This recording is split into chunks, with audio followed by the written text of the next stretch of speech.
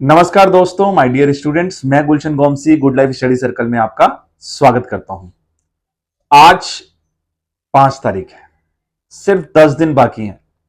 Compartment वालों के लिए बहुत अहम है ये 9 या 10 दिन।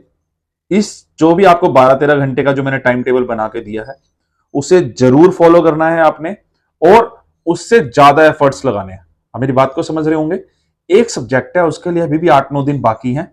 आप लोगों ने काफी स्टडी कर ली होगी, काफी चीजें मैंने प्रोवाइड करने की कोशिश की हैं, जो कि आपको जब आप पेपर देने जाएंगे तो आपको पता लगेगा कितनी हेल्प मिली उनसे। जो भी क्वेश्चन पेपर्स मैंने डाले हैं उन सबको जरूर देख लें। लास्ट ईयर माइंडसेट ये था पेपर देने का, फाइनल का पेपर आपने देखा ही हुआ है। अब ये पेपर कैसा आएगा ये आपको देखना है, किस तरह का पेपर आपको फेस करना है। आप इस बात को समझिएगा, सीबीएसई का सेटअप ज्यादा चेंज नहीं होता है। बहुत इंपॉर्टेंट सर्कुलर आया आज, तो मैं आपके सामने वो सर्कुलर देने आया हूं। उसके अलावा आज और वीडियोस टाइम टू टाइम आपको 4-5 वीडियो जैसे भी कल परसों में आपको मिली है, आज भी ऐसे ही बैक टू बैक वीडियोस डाल दूंगा। लेकिन मेरी रिक्वेस्ट है उन वीडियोस को जरूर देखें। आपका सब्जेक्ट नहीं है तो चलाकर छोड़ दें, लेकिन देखें जरूर। आइए, क्योंकि व्यूज होता है तो सेपरेट होता है चैनल, और लोग जोड़े, आप भी जोड़े अब। लेकिन अभी आप पहले पढ़ाई करें। सॉरी, मैंने गलत बोला, आप जोड़े। आपको मैं ये काम दूंगा एग्जाम की डेट के बाद, एग्जाम के बाद आपने ये काम करना है। सब्सक्राइबर तो हमारे ऐसे भागने चाहिए कि आप लोगों ने, सबने, एक एक बच्चे ने मेहनत कर डालनी है। ये आप ही का चैनल है, मैं बार बार बोल रहा हूँ, और आप देखना ये प्रूव होगा, और हो भी रहा है। देखिए, मैं जिसमें नहीं आ पाया तो मैंने अपनी वॉइस के थ्रू आपको क्वेश्चन भिजवा दिए फटाफट। टीम से कहा, मैंने कहा डालना जरूर है, और आज भी बैक टू बैक डालने हैं। बायो के, फिजिक्स के, बिजनेस स्टडी का, ये सब आपके पास आने वाले हैं। तो आप लोगों ने इन पेपर्स को जरूर देखना है, जरूर देखना है। आपको माइंडसेट सामने से पता चल जाएगा कि सीबीएसई का क्या है। फिलहाल एक आया हुआ है सर्कुलर। सर्कुलर बहुत इंपॉर्टेंट है। एक्चुअली क्या है कि उस सर्कुलर को कोई ज्यादा एक्सप्लेन करेगा नहीं, क्योंकि इसे वही एक्सप्लेन कर सकता है जिसे डीप नॉलेज हो, जो सीबीएसई से काफी साल से जुड़ा हो। तो आज जो सर्कुलर आया है वो सर्कुलर इंपॉर्टेंट है, इसलिए मैं आपको बताने आ गया हूं। देखिए सर्कुलर क्या है सीबीएसई का। उससे पहले मैं आपसे रिक्वेस्ट करूंगा, आप पढ़ाई के जो आवर्स हैं उन्हें बढ़ा दें, मेहनत बढ़ा दें। रोज के पीवाईक्यू करना शुरू करें। काफी बच्चे बोलते हैं सर हमारा ट्यूशन का टाइम होता है 11:30 का, 1-2 बच्चों ने बोला, या शाम का जो मैंने टाइम, आप उसको एडजस्ट कर लीजिए प्लीज। इतना समझिए मेरे बच्चे, है ना। अगर वो 1.5 आवर अगर आप ट्यूशन जा रहे हैं तो बाकी का 1.5 आवर कम करके जो रेस्ट टाइम है अब आपने पढ़ना है। फाइनली आपने प्रूव करके दिखाना है मेरे बच्चे कि आपको गलत समझा गया, चाहे वो सीबीएसई की चेकिंग की मिस्टेक रही, चाहे वो दिन आपका नहीं था। मैं ये मानता हूं कि जरूरी नहीं है जो बच्चा मतलब कम स्कोर करता है तो वो बिल्कुल नालायक है, उसे कुछ नहीं आता। मेरा मानना है कि वो बच्चे का दिन नहीं था, एक दिन होता है जो डिसाइड करता है कि आपने क्या करना है। बाकी मेरा ये मानना है पेपर ज्यादा टफेस्ट नहीं आएगा, गलत भी चेक नहीं होगा। आप जिस तरह से सर्कमस्टांसेस चल रहे हैं तो आपने ध्यान देना है। और ये सर्कुलर सीबीएस, जैसे मैं आपको हमेशा बताता हूँ, सीबीएसई की साइट पर जाएंगे, क्लिक करेंगे सीबीएसई की साइट, क्योंकि मैंने बोला ना किसी पे ट्रस्ट नहीं करना, क्योंकि ये टाइम बहुत कीमती है।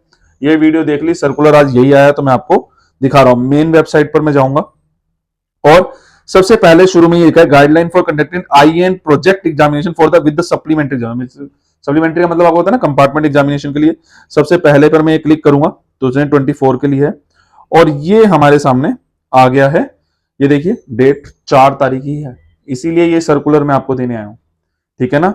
4 का है, और ये specially for the supplementary exam. देखिए जिन बच्चों में in the continuation to the circular, एक सर्कुलर इन्होंने लास्ट मंथ दिया था, शायद मैंने वो भी आपको पढ़ के बताया हुआ है ना। तो उसके अंदर क्या था कि कैसे कैसे आपका एग्जाम सेटअप होना है 5 तारीख से, उसके लिए इन्होंने दिया है। As per the provisions of the schemes of studies examination bylaws of the board, internal assessment and project examination are also required to be conducted in respect of the categories of students already mentioned in the circular। जो circular इससे related पहले आया था मैंने आपको बताया। Candidate who are RP repeat in practical in internal assessment, ये कोई समझा नहीं पाएगा आपको, मैं गारंटेड कह रहा हूं। Practical the marks will uploaded by them by the school parent और school of the candidate. Next है कैंडिडेट हु आर आरपी, अब देखिए दोनों लाइनें, in project subject the project will be evaluated and marks will be uploaded for them at the respective examination centers only. The regional directors officers may appoint external examiner for evaluation of project at the respective centers itself. Next, such activities may be completed by the end of supplementary examination 2024 of the respective classes. All other terms, condition and assigned activities remain unchanged and are in effect. अब इन चीजों को समझते हैं। देखिए अब ये फर्क क्या है, पहली लाइन क्या कह रही है वही तो दूसरी लाइन कह रही है। आप पढ़ के देखिए, पहली लाइन भी आपको यही कह रही है और दूसरी लाइन भी आपको यही कह रही है। इसका मैं एक बारी स्क्रीनशॉट निकाल लूं, फिर आपको इसे अंडरलाइन करके समझाता हूं। देखिए अब क्या कह रही है line, candidate who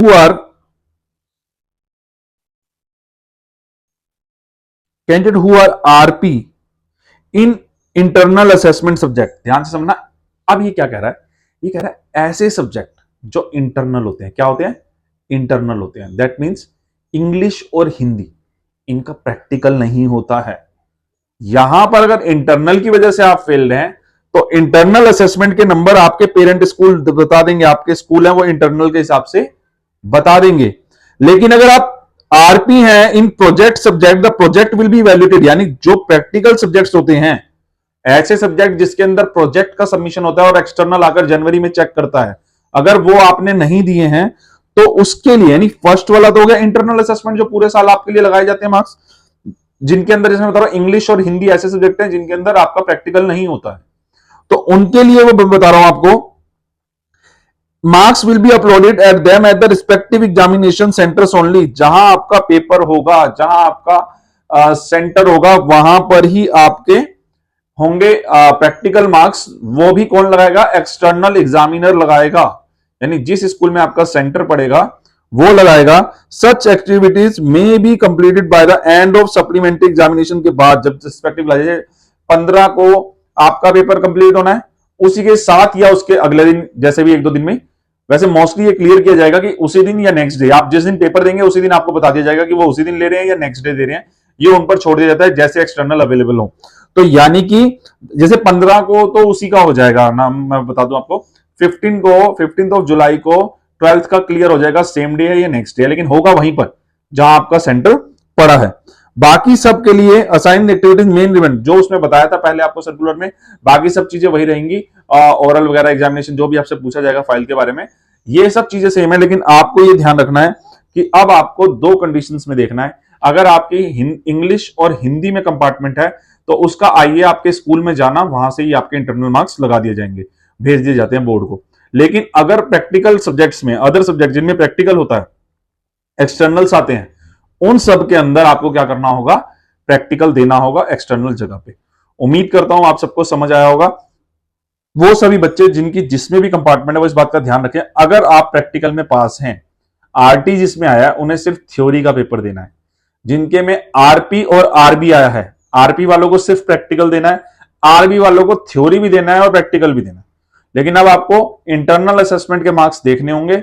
Jin subject में एक्सटर्नल आते हैं उन लोगों को हमेशा क्या करना होता है, हिंदी और इंग्लिश, ये मेन ये सब्जेक्ट, उनके इंटरनल मार्क्स लग जाते हैं। बाकी आप फिर भी अपने स्कूल से आज ही कंफर्म कर लीजिएगा।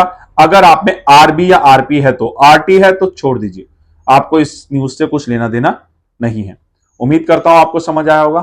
Thank you very much. फिर भी मैं आरपी आरटी वाली जो कंफ्यूजन है उसको दूर करने के लिए वीडियो टैग कर रहा हूं, ये वीडियो भी जरूर देख लीजिएगा, जरूर देख लीजिएगा। Thank you very much. Hard work करते रहिए, पढ़ते रहिए। यूट्यूब पर वीडियो देखनी है तो मेरी देखिए, मजाक कर रहा हूं, मेरी देखिए का मतलब है कि अगर आपने काम किया तो उसे पूरा देखिए, वरना चला के छोड़ दीजिए। बाकी सब चीजों से संन्यास ले लीजिए, दूर हो जाइए। आपका टारगेट सिर्फ, जैसे अर्जुन का टारगेट था ना मछली पर वार करना, वैसे आपका टारगेट होना चाहिए। Good luck to you, good result आपका है ना। God bless you a lot, good luck, thank you.